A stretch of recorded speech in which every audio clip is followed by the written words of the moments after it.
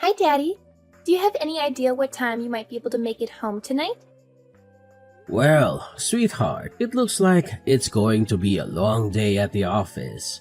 I have a lot of work to finish and some meetings to attend. I'll probably be wrapping up and heading home around 7 p.m. Why do you ask? Oh, nothing much. Just that I thought I'd take over the kitchen duties tonight. I'm planning on cooking up some chicken breasts and baked potatoes for dinner. Really? That sounds fantastic.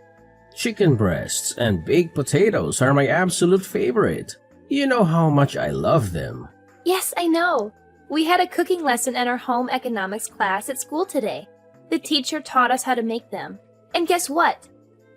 She said mine were the best in the class. She said they were juicy, tender, and flavorful. So I thought, why not make them for dinner tonight? That's wonderful, Jenny. I'm really looking forward to tasting your cooking. If it's as good as you say, maybe you can take over the kitchen more often. You know I'm not very good at cooking, and Mom is always busy with work. Well, just a heads up. If you don't finish everything on your plate, I might get a little upset.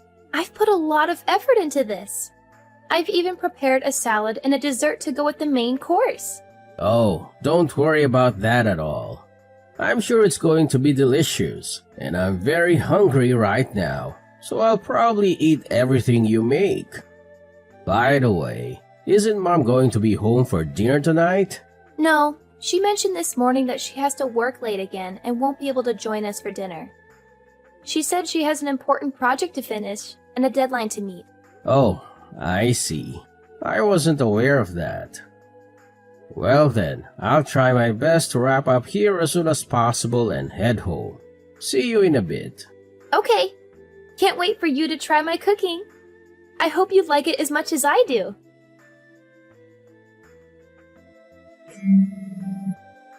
Kayleen, are you there?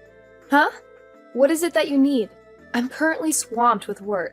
I have a lot of deadlines to meet and a lot of reports to write. Kaylin, are you planning on working late again tonight? Yes, I am. Is there a problem with that? Kaylin, remember our conversation last night? You promised me that you'd try to come home early today. We agreed that we should try to minimize the time Jenny spends alone at home. Did I say something like that? I don't recall making such a promise. Besides, there's not much I can do about it. It's work. Working moms are always busy. That's not a valid excuse, Kaylin. We're both busy. We had a discussion about this just the other day. We agreed that we need to be more present in Jenny's life. She needs our attention and support, especially at this age. What? Are you trying to paint me as the villain here? That's not my intention, Kaylin. We made a mutual decision to try harder for Jenny's sake. You've been working a lot of overtime these past few months. And you've been delegating household chores to Jenny too, haven't you? She's still in junior high. She should be focusing on her studies or spending time with her friends, not doing laundry and cooking dinner for us. What's the big deal? If you're so concerned about Jenny being alone and doing housework, why don't you quit your job and stay at home? And have us all live off of your income? You're a temporary worker, Kayleen. Your income isn't stable enough to support us all. You don't have any benefits or security in your job. Oh, so now you're looking down on me because I'm a temp worker? You're such a hypocrite. You were the one who encouraged me to get a job in the first place. And now that I have one, you're still not satisfied? You're impossible. I'm not looking down on anyone, Kayleen. You suggested that I quit my job, and I'm just explaining why that's not feasible. And let's not forget that you don't contribute any of your earnings towards our family expenses or bills. If I were to stop working, we wouldn't be able to maintain our current lifestyle. We'd have to cut back on a lot of things. Well, raising a child is hard work, and being a temp worker was the only option I had. Maybe if you quit your job and stay home, I could find a stable full-time job and support us. Well, anything is possible. There's something I've been meaning to tell you. A woman doesn't want to be financially dependent on her man. She wants to be able to support herself financially. That means I don't want to be stuck at home having you dictate what I can and can't buy because of our budget constraints. I want to earn my own money and spend it on whatever I want, whether you approve or not. You need to understand that. I'm not quitting my job just so I can stay home with Jenny. Okay, Kayleen. I understand where you're coming from. My main concern was for our daughter's well-being. If you want to continue working late and aren't able to be home when Jenny is there, then we'll have to figure out another solution. Maybe we can hire a babysitter or ask one of our relatives to look after her. Oh, there's something else I need to tell you. You know the debate competition Jenny has been preparing for this week after school? Well, there was a scheduling conflict with the basketball tournament, and they had to move her debate competition to next week. Next week? That might be difficult for me. I'll have to rearrange some things. I already requested the afternoon off for this week, but I don't know if I can do it again for next week. Let's not mention this change in schedule to Jenny until we're sure whether or not we can make it. It would break her heart if we weren't there for her debate competition. Let me see if I can rearrange my schedule at work. I should know by Friday whether or not it'll be possible for me. Don't worry. Even if you can't make it, one of us will be there for her. She'll have someone there cheering her on. Okay then. If her debate isn't this week, then I guess I'll tell my boss that I won't need the afternoon off after all. Hopefully, someone will be able to cover for me next week. Okay, we won't mention anything about this change in schedule to Jenny until we're sure. Dad, where are you at this moment? I've been searching for you everywhere. Right now, I'm still at the office, sweetheart. Is there something you need from me? Don't worry, I'll make sure to be home in time for our dinner together. Whatever. I can't believe you would just cancel our plans without even having the courtesy to inform me. What are you talking about? I'm really upset with you right now. I don't even want to see your face anymore. What? Jenny, what happened? Did I do something that upset you? Can you tell me what it is that I did wrong? Jenny, are you still there? Jenny, please talk to me. I'm worried about you. Is Jenny at home right now? I was hoping to have a chat with her. No, she's not. Why do you ask? Well, earlier today, Jenny sent me a message saying that she hates me. It's left me quite perplexed. Did I do something to upset her? Maybe. I'm not entirely sure. But you know how teenagers are. They're at a rebellious age where the smallest things can set them off. I don't think you should worry too much about it.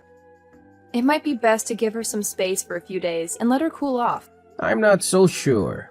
I feel like it might be better if I talk to her and try to understand what's bothering her. Trust me, that might just end up making things worse. She's not going to appreciate her father prying into her personal matters. I understand how girls her age feel. Let's just give her some space for a few days and let me handle this, okay? Maybe you're right. Alright then, I'll leave it up to you. Good. I'll take care of everything. For now, just keep your distance from her. And don't worry about her debate competition either. I'll be there for her so you don't have to. In fact, given the circumstances, it might be better if you didn't attend. If you think that's best. It's not uncommon for children to say things they don't mean in the heat of the moment. Don't take it too personally. I suppose it's just that she's never said anything like that to me before. Well, maybe she's been holding it in for a long time. Maybe she's been feeling neglected and unloved by you. Or she's been resenting you for always being busy with work and never spending time with her. That's not true. I love Jenny more than anything in the world. I work hard to provide for her and give her a good life. I always try to make time for her whenever I can. Well, maybe that's not enough for her. She needs more than just material things from you. She needs your attention, affection, guidance, and support. But I do give her those things. I always listen to her when she talks to me. Really? What? What are you talking about? Jenny, what do you think about going for a drive tonight? Just you and me.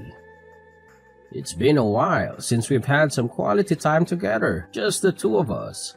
We could use this opportunity to catch up and talk about anything that's on your mind. No, I don't feel like it. Jenny, I've noticed that you've been avoiding me these past few days. I'm not sure why, and it's really bothering me. If I did something to upset you, I want to make it right. Can you at least tell me what's wrong? I'm here to listen. It's about my debate. You never came to see it. You said you'd come. You promised. Huh? Your debate?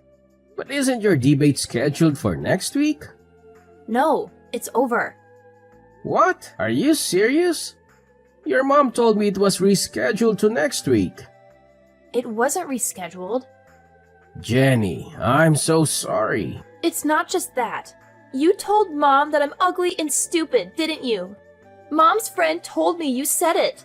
What? Jenny, I would never say anything like that.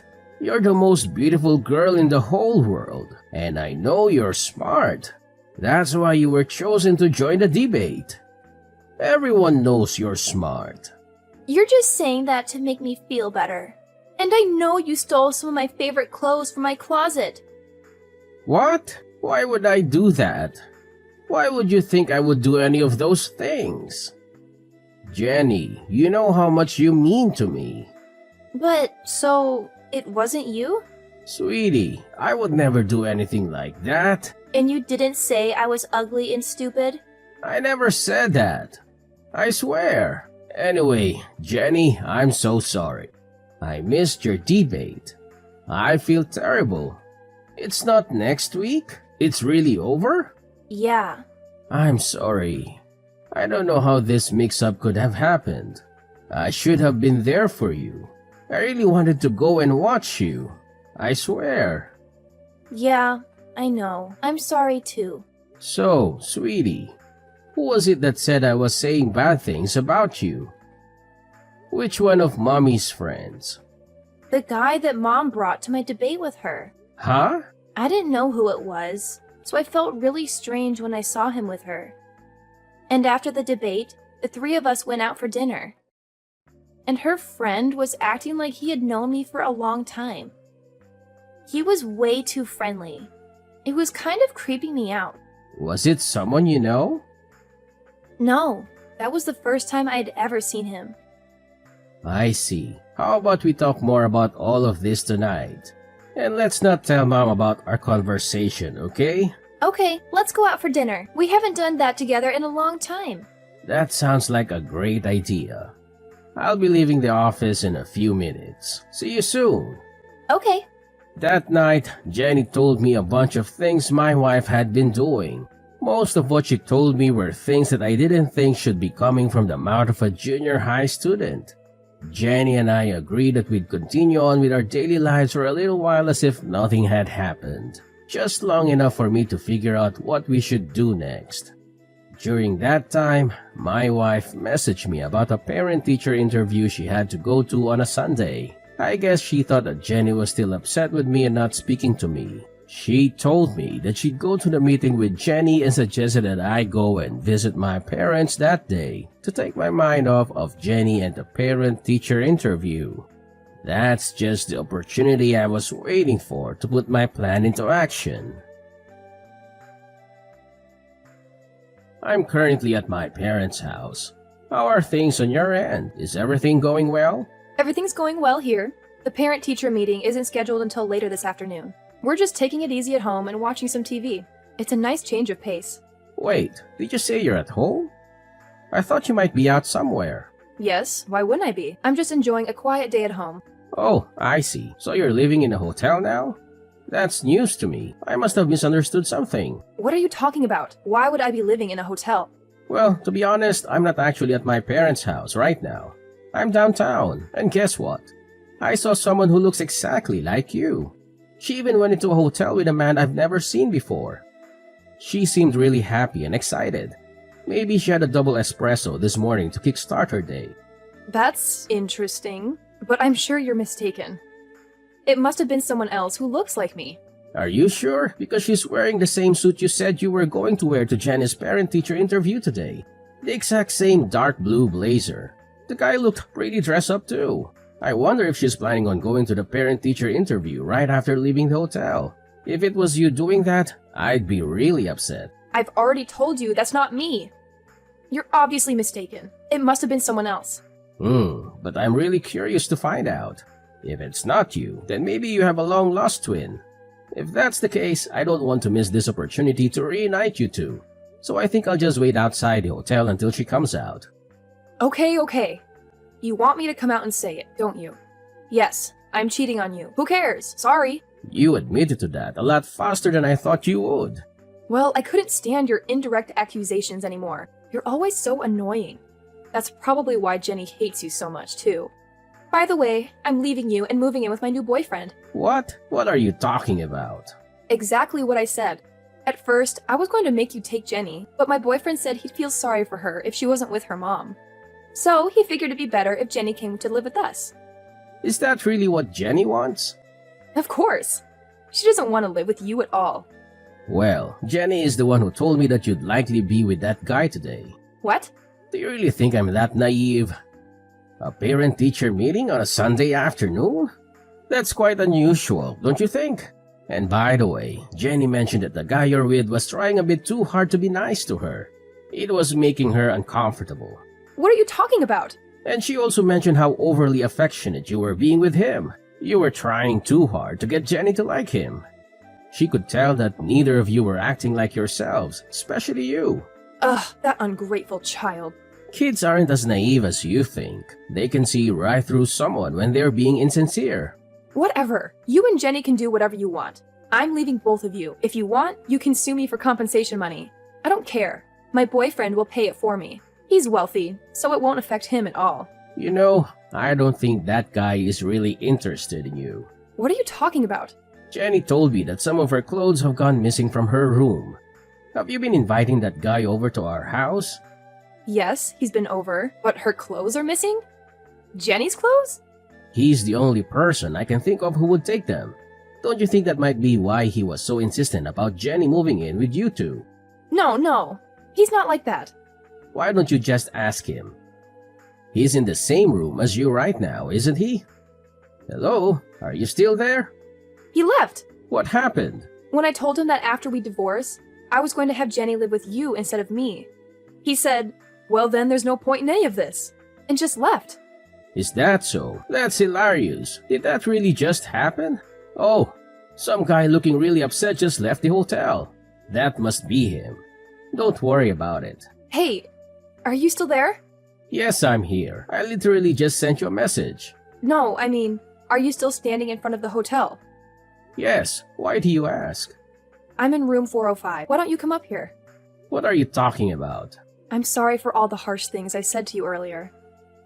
I realize now that I was wrong. I promise not to behave like that again. Can we talk this over? That's not possible right now. So just hurry up and get down here. Why not? It wasn't my fault. He deceived me. I had no idea he was that kind of person. You're only saying that because now you know he wasn't really interested in you. But he promised me the glamorous life I've always wanted. How could I resist such an offer? He lied to me. He's the bad guy, not me. You can't blame me. Any girl would be taken in by that. But women don't want to be supported by their man. They want to be able to support themselves financially, right? Shut up. I take back what I said before. I'm not talking about what you said before. That's what the person beside me is saying right now. Your boss at your current temp position. What? I looked into it and found out right away. The guy you were cheating on me with is your boss's husband, isn't it? I'm down here in the lobby with your boss. We were both here the whole time. She grabbed her husband as he was trying to leave the hotel. Just wait. Is she really downstairs, Mrs. Peterson? Yeah, that's why I told you to hurry up and get down here. We're all waiting for you. What? No way. I'm not going down there. You have to do something. There is no getting out of this now. Mrs. Peterson is suing both you and her husband for your affair. Oh, and you can bet that I'll be doing the same. You don't even want to imagine how much this is going to cost you with both of us suing you. But you'll have no problem paying for it, right? Because you've been working all that overtime for the past couple months, right?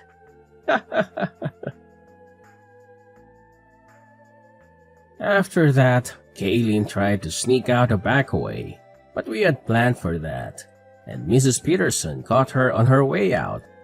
Knowing there was no way she could talk her way out of this one, she decided just to bawl like a little baby. I don't know why she thought it would work. Neither of us were feeling any pity for her. Instead, I just took that time to contact her parents and tell them why I was going to be divorcing their daughter. They apologized for their daughter's actions and tried to get me to reach a settlement with them instead of taking Kaylee to court for compensation money. But I knew I'd win in court, and I knew I'd get a lot more out of her if I did it that way. All those nights, Kaylin said she was working overtime. She was really out with her boyfriend, so she had nothing saved up to pay me with. Because of that, what she owed me was taken out of what I would have to give her in the divorce, so she ended up getting nothing from me. Needless to say, Mrs. Peterson fired Kaylin immediately after catching her with her husband. Kaylin was left with no man, no money, no job, and a big debt she had to pay to Mrs. Peterson. Kaylin had no choice but to move back in with her parents. I don't know what happened to her after that because Jenny and I moved away so that we'd never have to see her again. So, my daughter and I started our new life together, just the two of us. Jenny taught me how to do the laundry and all the other chores around the house. At first, I felt a little stupid having my daughter show me how to do such easy things, but I actually enjoyed the time we spent together as she taught me. She's even agreed to teach me everything that she learns in her home economics class. Every weekend, we make dinner together and we've grown closer than ever. Sometimes the meals don't turn out as good as we wanted, but even those times are fun. Now, dinners with my daughter are the best times of my week.